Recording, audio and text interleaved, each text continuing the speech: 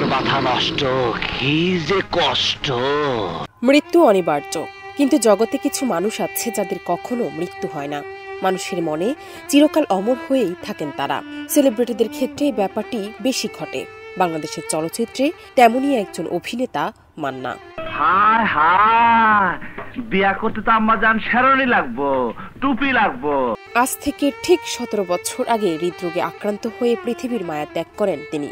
সারা দেশে আচ্ছন্ন হয়ে পড়েছিল শোকে। সেদিন এই নায়কের অকাল ও আকস্মিক মৃত্যু ছিল বিনা মেঘে বজ্রপাতের মতো। আমি জীবনে কারো কাছে মাথা নত করি নাই, ছোট হই নাই। তোর কাছে মাথা নত করতেছি, তুই যা করবি আমি তাই করব।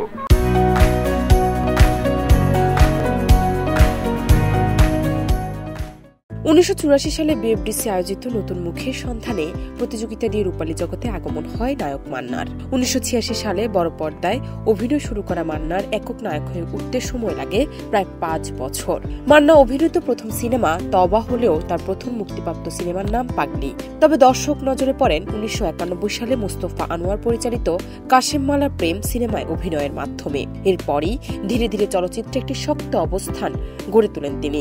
কাজী হায়াত পরিচালিত দাঙ্গা ও ত্রাস সিনেমাতে দুর্দান্ত অভিনয় করে মান্না হয়ে ওঠেন পরিচালক প্রযোজকদের নির্ভরযোগ্য নাম। আমি বাদশা, আমি কিন্তু নিজেই বাদশা। আমার এই জায়গা আসতে কেউ সাহায্য করে নাই। মোস্তফা আনোয়ার পরিচালিত অন্ধপ্রেম, মন্তাজুর রহমান আকবর পরিচালিত প্রেম দিওয়ানা, ডিস্কো ড্যান্সার, কাজী হায়াত পরিচালিত দেশদ্রোহী ছবিগুলো ফিল্ম ইন্ডাস্ট্রিতে তাকে তুমুল জনপ্রিয় করে তোলে। কাটাকাটি দোস্ত, তুই আমার সাথে কাটাকাটি করবি?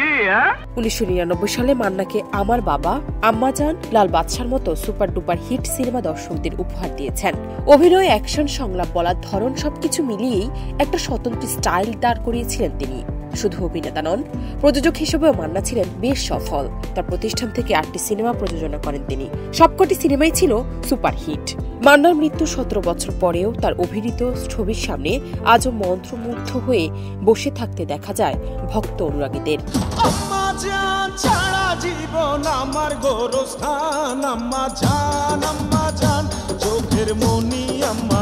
জান্নাত নিপু, দেশ রূপান্তর।